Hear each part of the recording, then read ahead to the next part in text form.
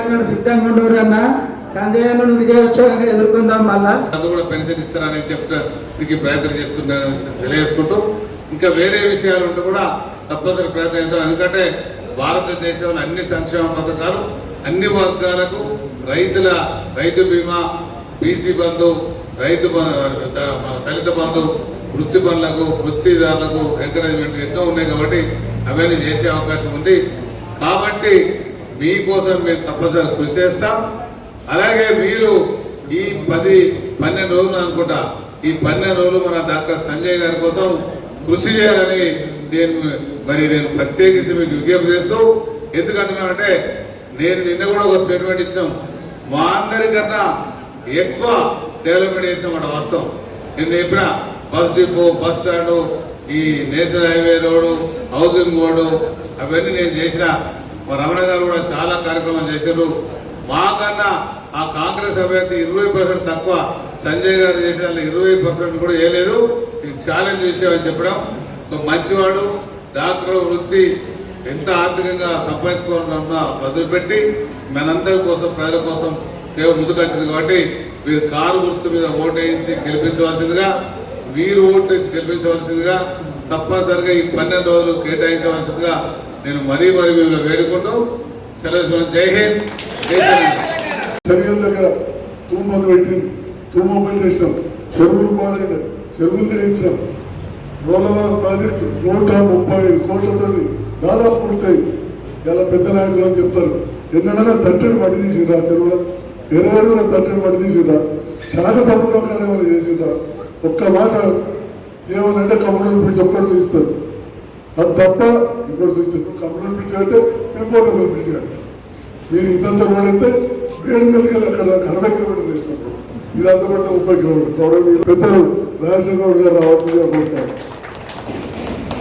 ఏది మాట్లాడినా నష్టపోయిన జగిత్యాలంటే చేసినేమో అన్ని వాళ్ళే చేసినట్టు, ఇక చెయ్యని ఉంటే ఏదో నొక్కేసుడు మా ప్రభుత్వం కాదు. మనం చెప్తా ఉన్నారు రాజశేఖర గారు, మేము ఇద్దరం కలిసి పెంపెట్ల కొన్నప్పుడు బీర్పూర్ పోయినాం.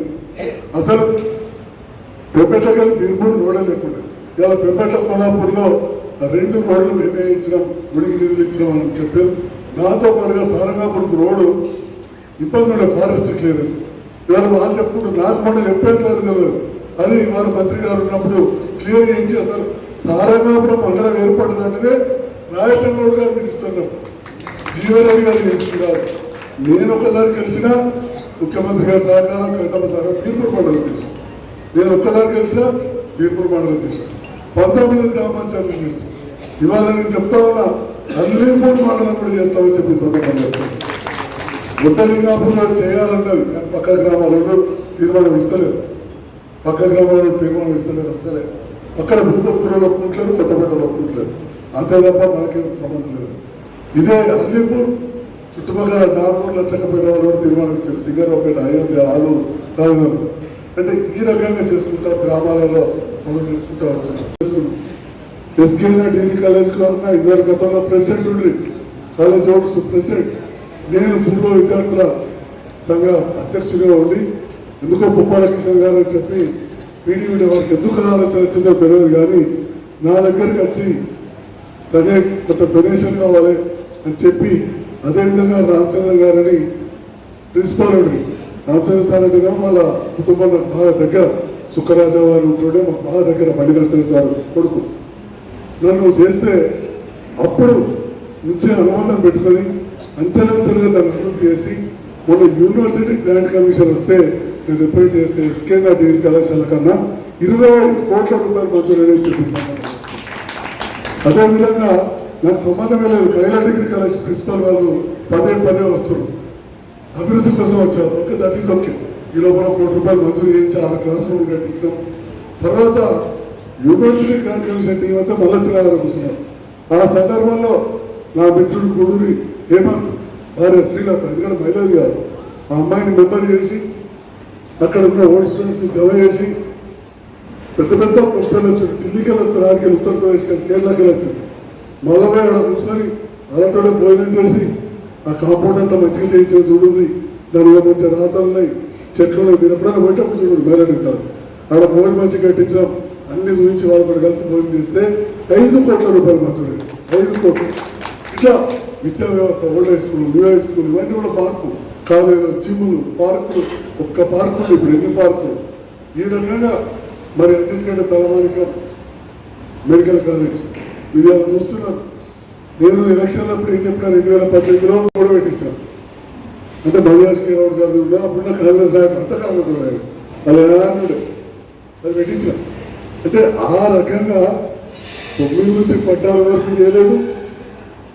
ఏమైనా ప్రభుత్వ పరంగా వచ్చినా మరి డబ్బులు డబల్ బెడ్రూమ్ ఇల్లు మొదలుపెట్టి ఇంట్లోని డబల్ బెడ్రూమ్ కాదు, ఇందిరా మిగిలిన ఓ 300-400 ఇల్లు ఇచ్చారు. జైతాల పట్ల టేకదారులకు బాగా తెలియదు. ఈ లోపల నేను మైనస్ పాయింట్ లెక్క మాట్లాడాల్సింది. వారు అవి వెంటనే పోలే, ఓడిపోయింది. ప్రభుత్వం వారిదే. ఇళ్ళ మంత్రి ఉత్తమ్ కుమార్ రెడ్డి ఇటుక పిల్ల పెట్టలేదు. నేను తర్వాత ఓడిపోయినా కానీ ప్రజలు నాకు 56,000 ఓట్లు వేసింది. ప్రభుత్వం మనకు వచ్చింది, నమ్ముకున్నారు. కొత్తగా తెలిసిన 1,10,000 అసలు నాకు సపోర్ట్ చేశారు. రమణకు మిత్రుడైనా, బంధువైనా, కుల బాంధవుడైనా నాకు సపోర్ట్ చేశారు.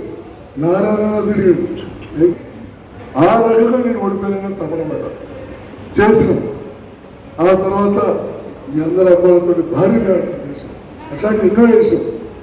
ఇవాళ చూడండి, బోర్లపల్లి బ్రిడ్జి కావచ్చు, మేడిపల్లికి వెళ్ళి కడెం దాకా డబల్ రోడ్డు, రాయికల్ మున్సిపాలిటీ, రాయికల్లో ఊరు పుట్టినటువంటి రోడ్లు. అదేవిధంగా 90 రూపాయలు అక్కడ తూము పెడితే గోదావరిలో నీళ్ళు పడుతున్నాయి.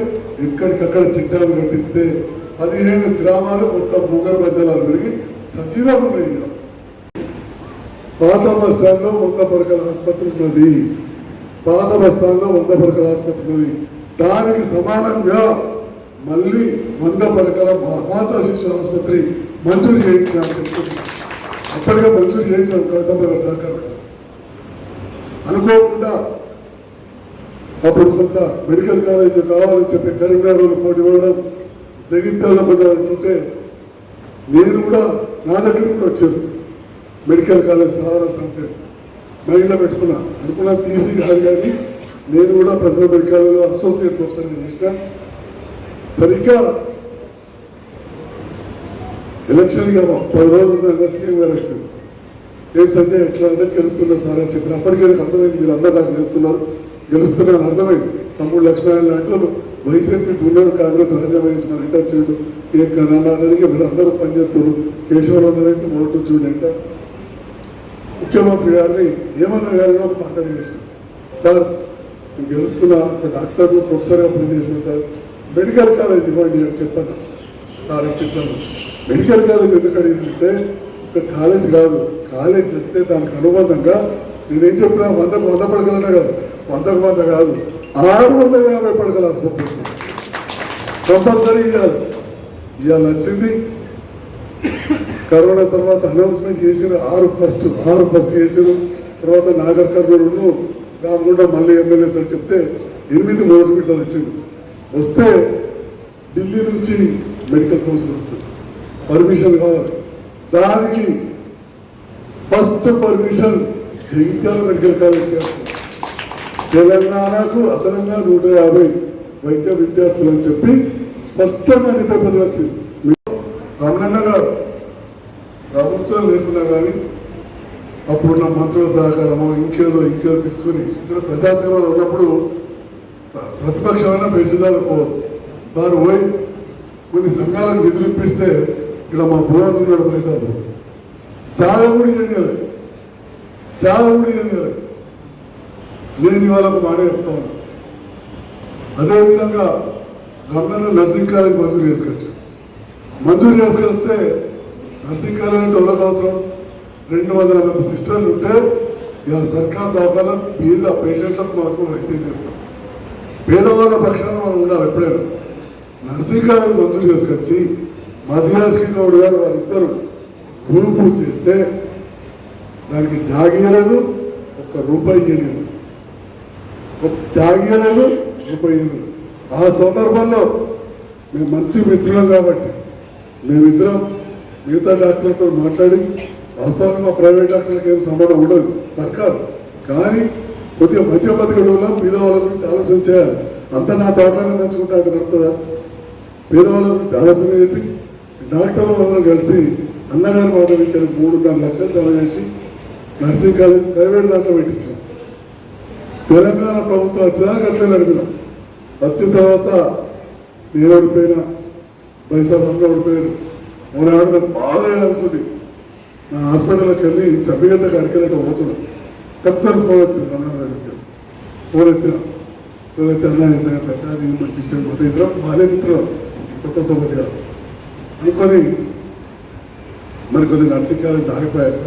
కొద్దిగా జాగాది చేయించు డాక్టర్ సార్ అని చెప్పగానే వెంటనే వారు ఎక్కడ శిలాఫలకం వేసారో అక్కడే జాగ మంజూరు ఇప్పించి 16 కోట్లు మంజూరు చేయించామని చెప్పేసి కలిసిన అవకాశం వచ్చింది. ఈరోజు మిత్రులు ఇంతకుముందు చెప్పినట్టుగా ఆనాడు కేంద్ర ప్రభుత్వం బీడీ పరిశ్రమను దెబ్బతీయాలని చెప్పని, సిగరెట్లను ప్రోత్సహించాలని చెప్పని సిగరెట్ పరిశ్రమదారులతో కుమ్ముకైనప్పుడు పెద్ద ఎత్తున కరీంనగర్ జిల్లాలో ఒక ఉద్యమ నేపథ్యంలో ఆనాడు బీడీ కార్మికులందరూ కూడా కరీంనగర్ హెడ్ క్వార్టర్ తరలించి కలెక్టరేట్ మీద ఎట్టి పరిస్థితులలో బీడీ పరిశ్రమ కొనసాగవలసిందే, బీడీ పరిశ్రమలో ఉన్నటువంటి మా ఆడబిడ్డలు అక్కజల్లు అందరూ కూడా నాకు చిన్ననాటికెళ్ళి సన్నిహితులు, అదేవిధంగా మా బంధువులు కూడా కుల బంధువుల విషయాలు కూడా స్పష్టంగా మనం కేంద్ర ప్రభుత్వానికి హెచ్చరించినాం.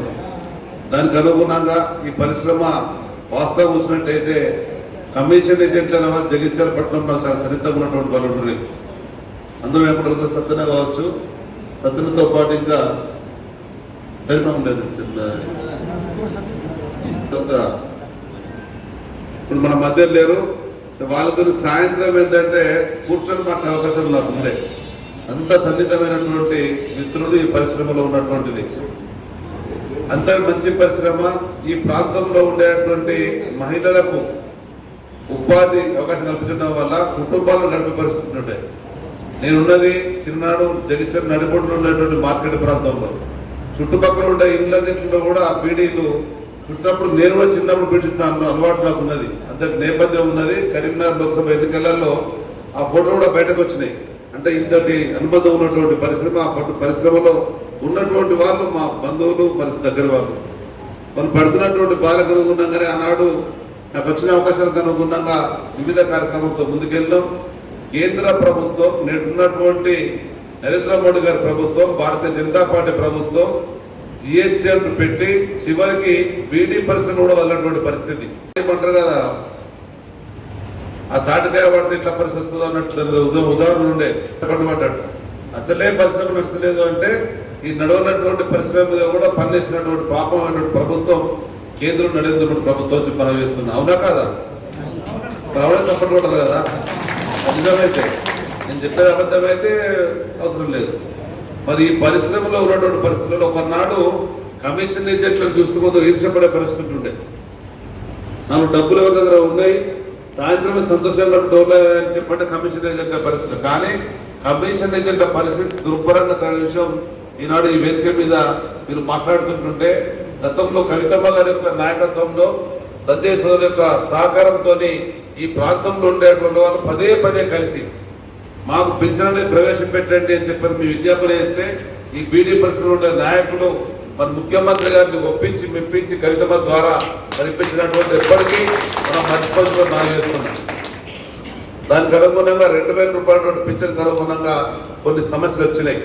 2014 కట్ ఆఫ్ ఉన్నటువంటి దాన్ని 2023 చేయాలని చెప్పి ఆలోచన మీకు వచ్చినప్పుడు ఈ మధ్యనే కొరట్లో జరిగినటువంటి సమావేశంలో అక్కడ అభ్యర్థి సంజయ్ గారు తెలియదుగా అంటే నేను ప్రత్యేకంగా ముఖ్యమంత్రి గారు ప్రస్తావించి ఈ పరిశ్రమను కాపాడుకునే బాధ్యత మాది, 2023 వరకు ఉన్నటువంటి కటాఫ్ మంత్రికి కూడా పింఛన్ ఇస్తనేటువంటి మాట ఇచ్చినటువంటి ముఖ్యమంత్రి మనం ఇస్తున్నాం.